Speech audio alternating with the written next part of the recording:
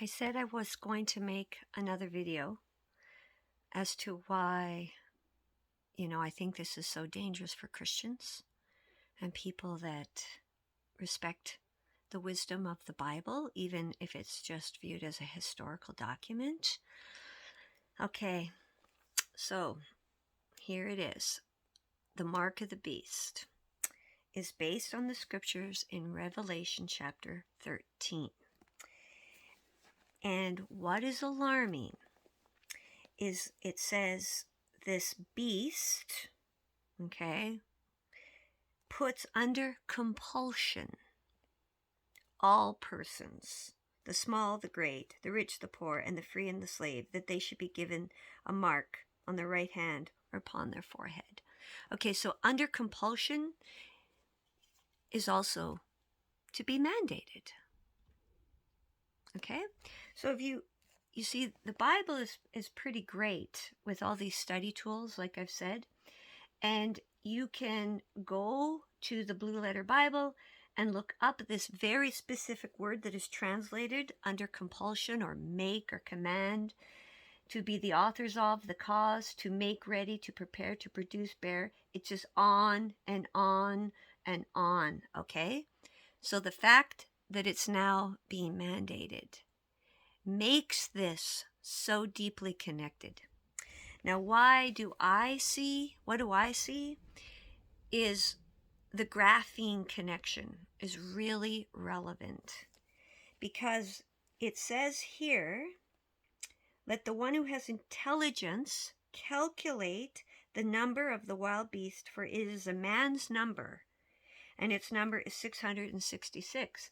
Well, if you go to the periodic table and you look at the atomic weight of the molecule of carbon, which is man is a carbon-based life form, okay? The atomic number is 6.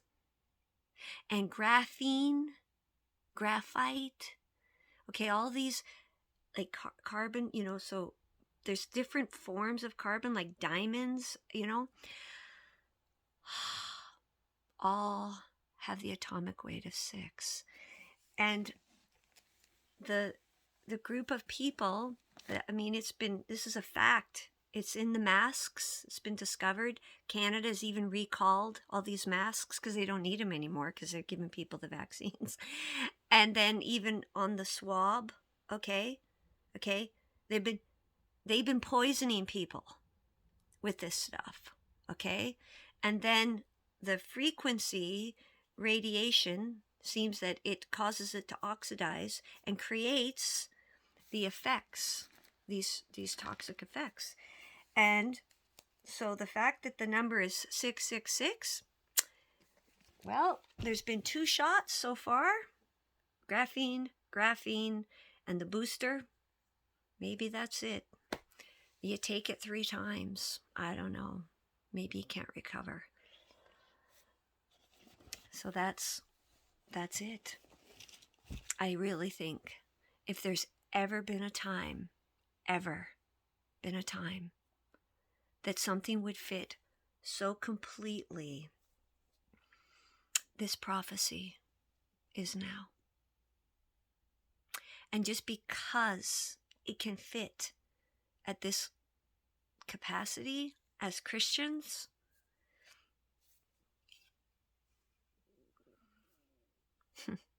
maybe some of the things we've expected and how we thought it would come and be fulfilled the way we've been taught, maybe isn't exactly. We don't fully understand how the return of Christ would be. We've imagined how it will be, but the parts that are warning us are pretty darn clear now.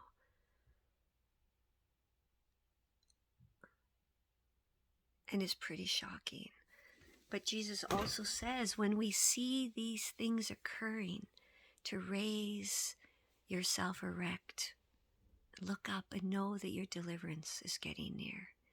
But perhaps it's because we rise up, we enter into a fully trusting place that we don't want to live in a world where there is no God. We don't want to live in a faithless world. I sure don't.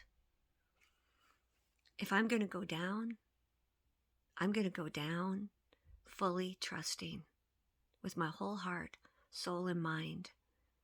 And I could be wrong.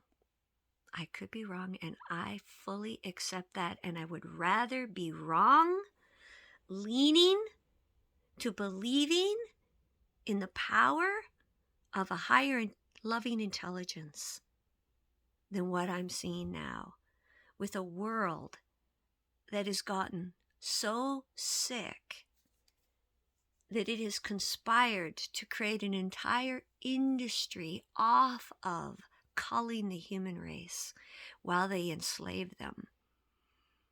But because of my exposure to Satanism years ago, I actually know that people have the capacity to be that wicked, that sick, and that evil. Yeah.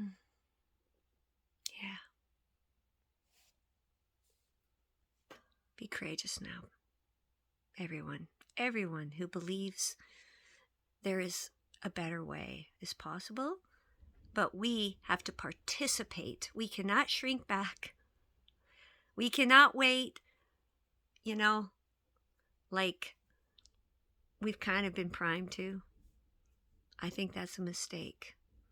I think we have to, as believers, proactively step forward, just like the priests did when they were carrying the Ark of the Covenant when it was time to cross the Jordan River. As they walked into the river receded. Had they never taken those steps forward, the river might not have receded. You see, so it's just like the other scripture says, where God says, "Come to me and I will come to you. Leave me and I will leave you." Okay? We have to stop waiting to be saved and participate in these moments now. Okay? We are physical beings, okay? With a spiritual capacity.